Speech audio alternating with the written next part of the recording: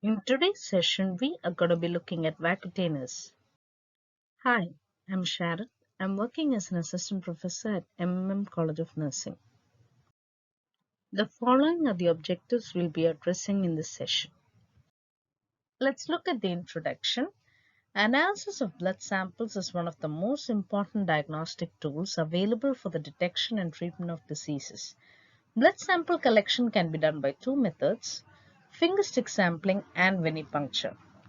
The first method involves drawing blood in minute quantities from fingertips, whereas the second method involves drawing larger quantities of blood from the veins.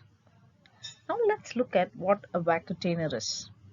It is a vacuum blood collection tube in a sterile glass or plastic test tube with a colored rubber stopper, creating a vacuum seal inside of the tube, facilitating the drawing of a predetermined volume of liquid. Let's look at the invention of Vacutainer. Vacutainer tubes in glass were invented by Joseph Kleiner in 1947, manufactured and marketed by Becton Dickinson and Company since 1949. It is a registered trademark of Becton Dickinson and Company. The plastic version, known as Vacutainer Plus, was developed at Becton Dickinson Research Center during 1991 to 1993 by co-inventors E. Vogler, D. Montgomery, and G. Harper.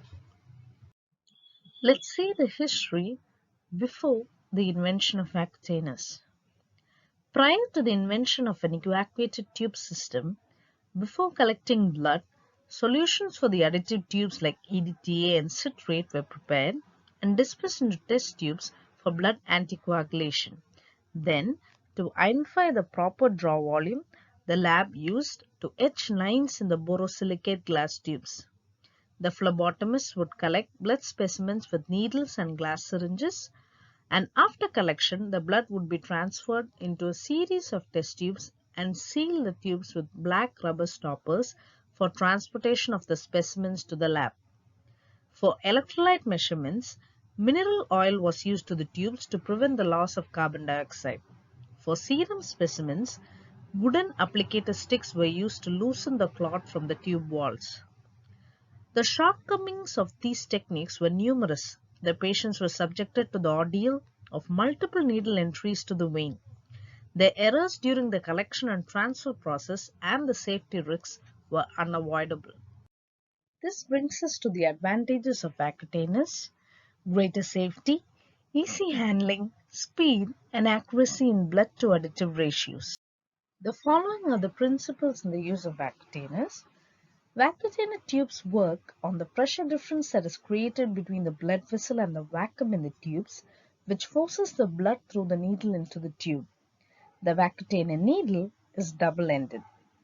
The amount of air evacuated from the tube predetermines how much blood will fill the tube before the blood stops flowing.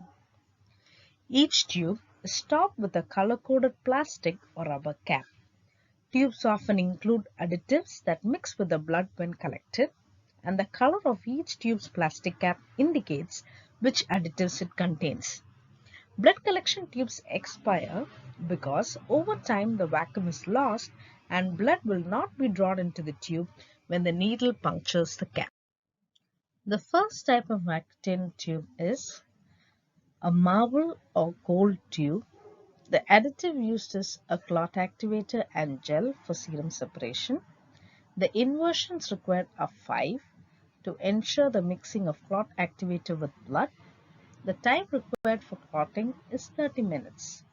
The tests commonly associated are chemistry profiles, electrolytes, lipid panel, hepatic panel, hepatitis panel, thyroid studies, iron studies, cancer markers, lithium, alcohol, vitamin B12, vitamin D, hormone studies, cardiac markers, lidocaine, folate, therapeutic drugs except carbamazepine, tricycle antidepressants, salicylate, homocysteine on ice. The next is a red cap Vacutainer. It is made of silicon coated glass. No tube inversions are required after blood collection as there are no additives. The clotting time required is 60 minutes.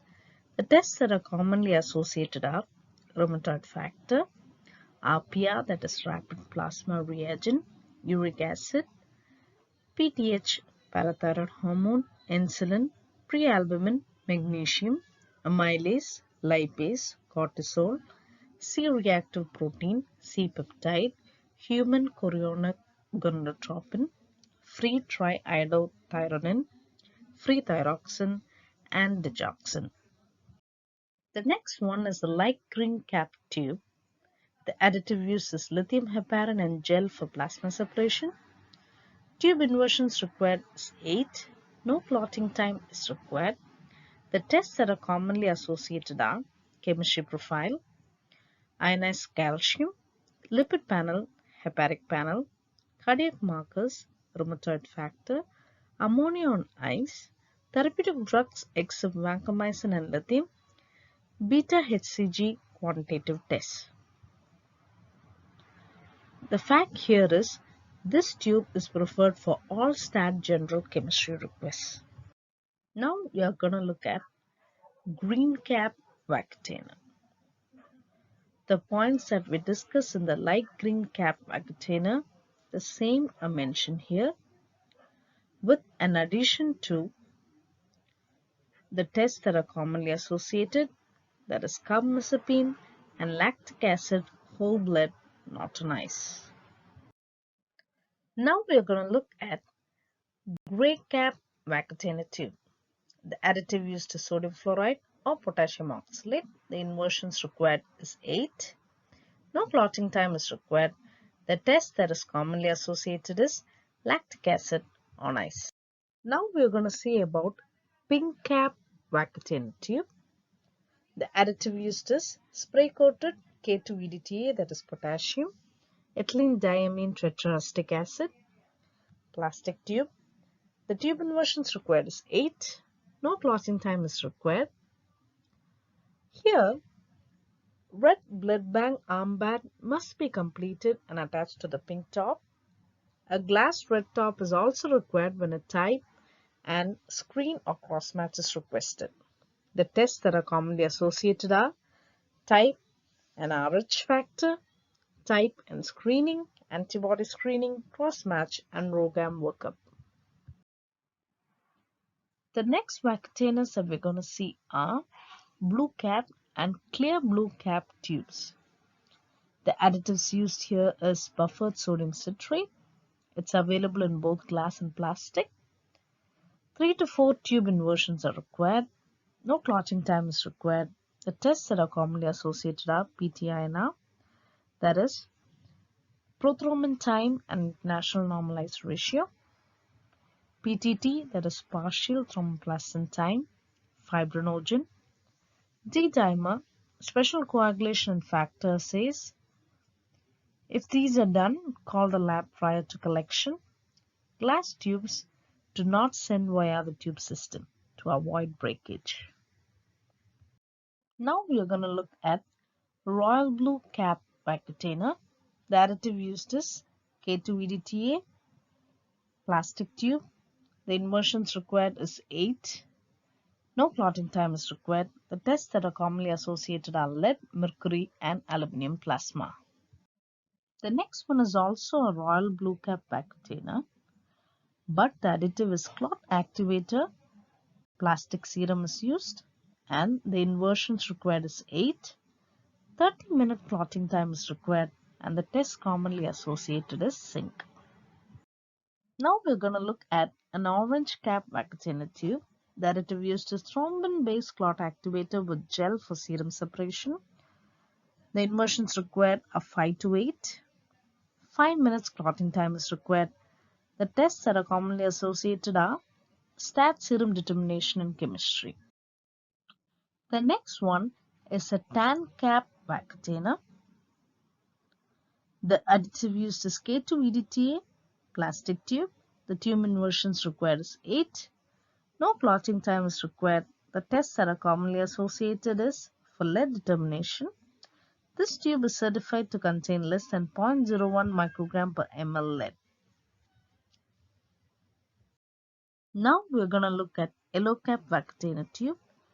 The additives used could be two: sodium polyanethol sulfonate or acyl citrate dextrose additives. The tube inversions required is 8. No clotting time is required. The tests that are commonly associated depends on the additive use. If SPS for blood culture, specimen collections in microbiology.